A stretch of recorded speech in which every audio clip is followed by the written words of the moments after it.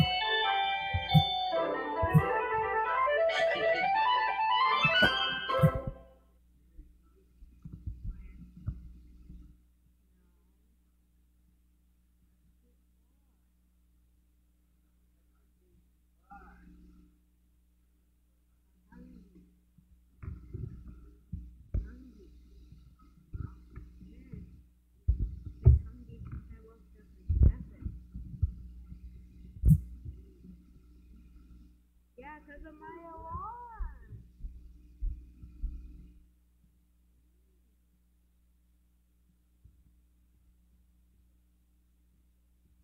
What the? Weird.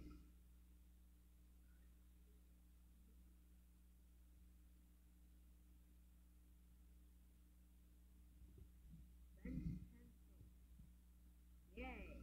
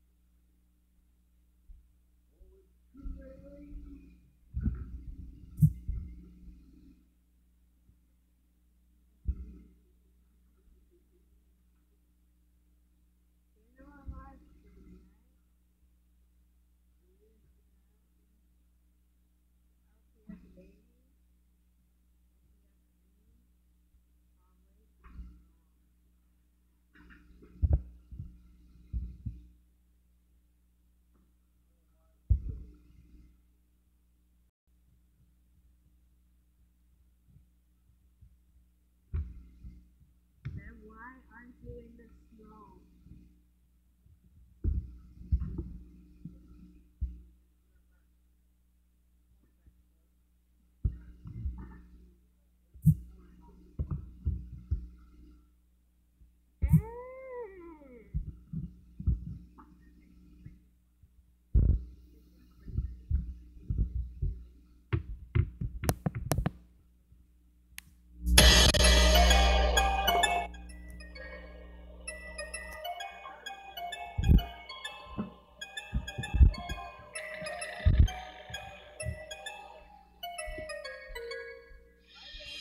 Welcome, little child, to the darkest place inside. Come and join the fun, take a journey through the night. Watch the closet doors, or else the night consumes you more. Taking every piece of innocence that never sees the light. So, you're holding ammunition for common sense to torch. The corridors are filled with weapons that they talk to approach. How will you ask? Because there's memories of the past. Since without a light to shine, the only soul that's left is yours. Forced down to reckoning, your dreams become the sickening. You thought you were alone, building back the shells of darkness.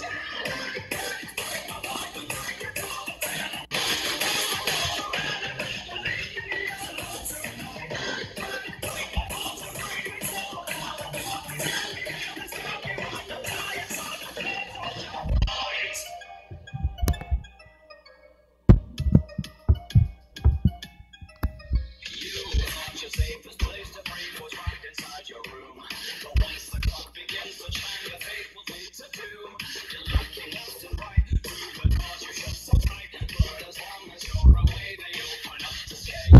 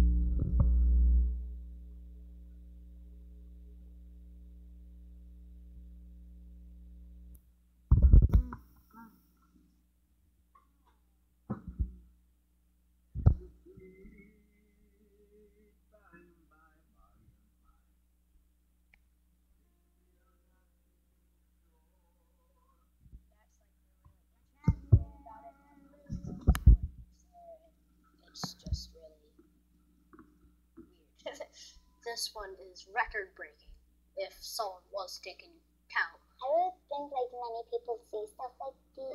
Maybe it's gonna be like fame, like history or something.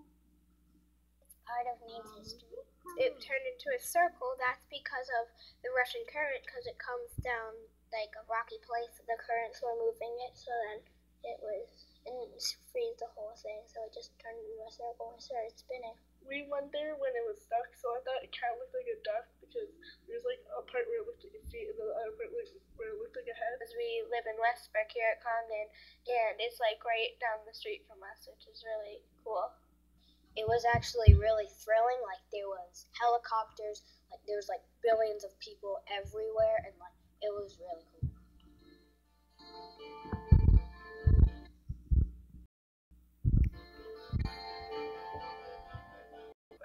Actually saw it forming, and then Monday morning, boom, there it is. Pretty soon you pick up that it is rotating, but once you saw the movement, the shore was lined with people. That went on for the rest of that week and into the following week. All these people from all over the place. I mean, from out of state, out of New England, up north. They were coming down here, brought us all together, and everybody was communicating down there. They were all socializing. Because you go down there, you spend 5 minutes looking at a nice disc spinning, and then they start talking to one another from all over the place. Then they'd come over to the shops, they'd eat, and they'd talk here, about the disc, about Westbrook, about what's going on. But nothing about politics, nothing about a border wall, nothing about the ugly stuff that's been going on, And that's what I think was the good part about it. It could have only happened in a very cold time of year. And I think that's kind of what was part of the magic of it in this kind of quiet, darkest time of the year. Everybody was gathering around this completely strange and utterly weird phenomenon of a moon-like spinning hunk of ice in a river. I just think it's the funniest and simplest pretense, which allows for some really nice community connection and people coming together in a time where usually you're kind of inside and hunkering down. There's also a kind of a peacefulness to it. It was completely silent, always moving until it got ice locked. So you can kind of meditate on it. You could watch it, and it had kind of a rhythm to it, and just very peaceful and calming presence in the river.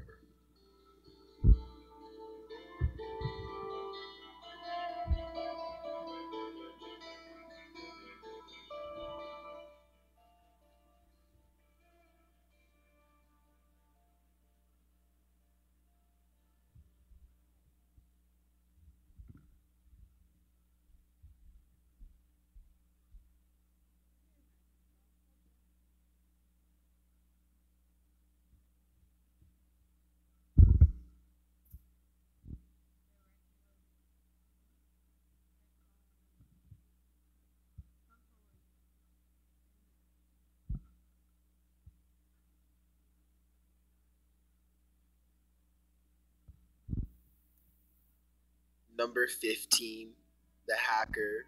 When you venture into the deep end of the deep web, you run into many mysterious individuals. Oftentimes, they're tech-savvy and well-versed in hacking. Redditor Gerard 1995 noted that there are some folks on the dark web that you shouldn't cross, and in his own words, this is one of them. The dude who can hack you and put horrible things on your computer so you can go to prison, he writes. I wouldn't annoy that dude. Of course, this isn't an isolated issue. I mean, there's not just one lone hacker that can do this, but many. Others in the thread note that this happens all the time. Lemon Kanan PL wrote that it happened in his hometown to several elderly people. Their computers were hacked, file stuff was planted, and then they were forced into giving the hacker money, or else the implanted files wouldn't be removed. It was happening so often that they had to put out a notice letting the community know of the epidemic, and that if anyone have this happen to them, they should report it no matter how it might look bad on them. As Redditor Why Am I Still Online puts it, This is the kind of stuff that makes you second guess making a playful jab at someone on the internet. Number 14. A picture is worth 1,000 words. How would you feel if you went out to dinner one night at your local Five Guys, and when you returned home and fired up your computer, you found a photo of yourself on the screen? I think I'd be itching all over with paranoia. That's what happened to Redditor Kletch when he was browsing Tor. As he succinctly explained, he was on Tor, then went to Five Guys to eat. When he returned home, he got on Tor again and discovered a photo of him from earlier that night at that very restaurant. Was someone stalking him? Who? How did they know he was on the deep web in the first place? How did they know he was going to Five Guys? There are too many questions to unload here and not enough answers. Don't worry though, Reddit has plenty of theories. Or as another Redditor, Fooa thought this Redditor was about to lose his life. At least this life-taking attempt didn't succeed, but he did manage to creep out Kletch and all the rest of us in the process. Number 13. Military surplus site. Anyone who surfs the web knows that the surface can be scary enough, so what happens when you dive deeper? Redditor Blast338 wrote about his experience on the dark web saying, "Found a military surplus site once. This site sold all the equipment the actual military would have. For a few weeks I was worried that someone was going to knock on my door and start asking questions. Others on the thread noted that often the ammo is considered against the law to sell, while the firearm isn't. But when it comes to the ammo, you may be looking at legality issues. As we run through this list, you'll find there are a lot more of those on the deep web." Number 12. Dark web scavenger hunt. Mystery, intrigue, some scary deep web stories actually end up being worthwhile. Redditor Minty Truffle wrote of his experience on the deep net saying, "I was part of the No Love Deep Web alternative reality game, where we had to do a deep net scavenger hunt, which culminated in me driving to New York to answer a payphone at 3 a.m. Redditors responded with many theories and questions, so Minty Truffle obliged, detailing what the scavenger hunt entailed. The Redditor said that a cryptic image was uploaded to 4chan with a hex code in it, which led to a Tor site download. After freaking out a bit, one user opened the download, which had nothing but more codes. Users then searched the deepnet and actually found YouTube videos, one of which had a payphone. They located the payphone, and one of the game's informants told users to answer the phone at 3 a.m. on a specific date. When the Redditor arrived along with 4 others, they received the next clue when the phone rang. It took them 2 blocks away to an empty theater. After searching it, they discovered that the clue led nowhere, and the archive remains uncracked. Redditor Alex Katsuni said, "This actually sounds fun, maybe scary, I'm not quite sure. Fun or scary, what do you think?" Number 11. We See You. Redditor Fake Fakington has a scary deep web story that will prompt you to look over your shoulder. The Redditor says that one day he was browsing sites, blogs, and GeoCities sites when he came across a strange but well-designed page that looked like a conglomeration of random thoughts from various people. What were the thoughts? The Redditor believes they were cryptic messages, and upon further investigation, he found a number of IP addresses hidden away in the JavaScript comments. The IPs led to university banner messages that warned that he was entering a secure system, others to servers with next to nothing on them, and lastly to a web server that had a large directory of files and images, which seemed to be mental health professionals, military, and medical records. Well, this was curious, more than creepy. The worst was yet to come. In the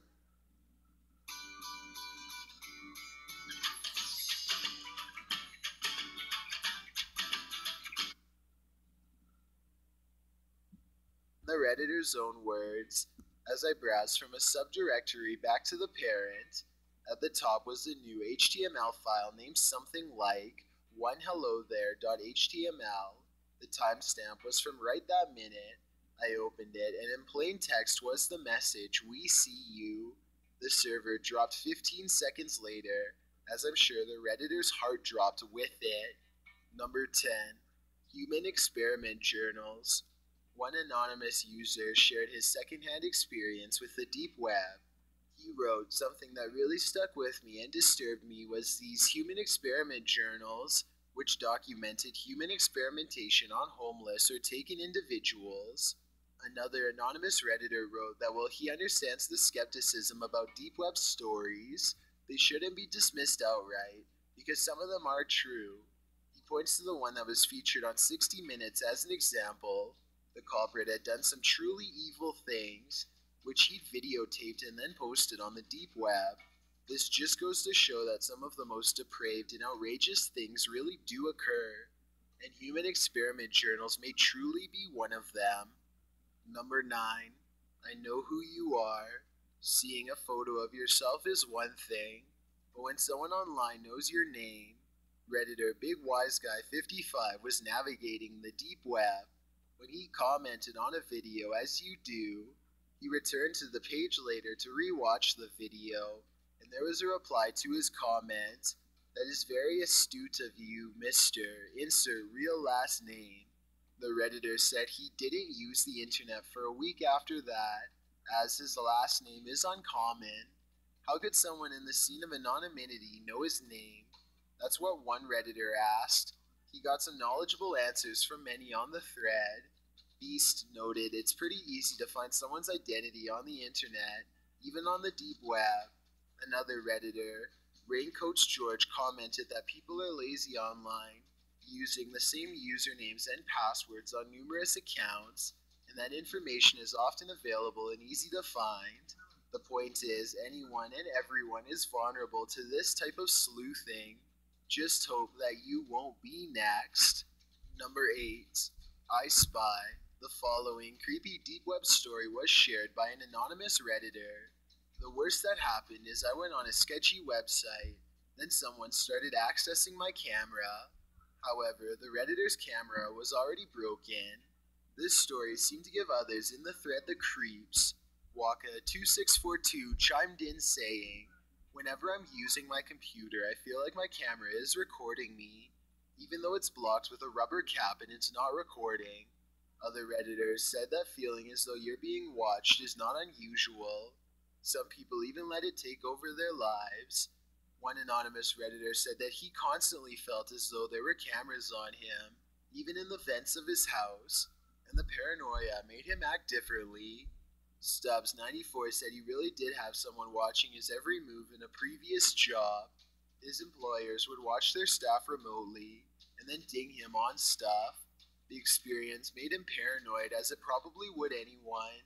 One anonymous Redditor gave some valuable advice. Speaking to someone about the feeling can help, like a professional therapist. The worst thing is, you never know if you're being paranoid or whether someone actually might be spying on you, as this Redditor discovered. Number 7. Caught in the Act.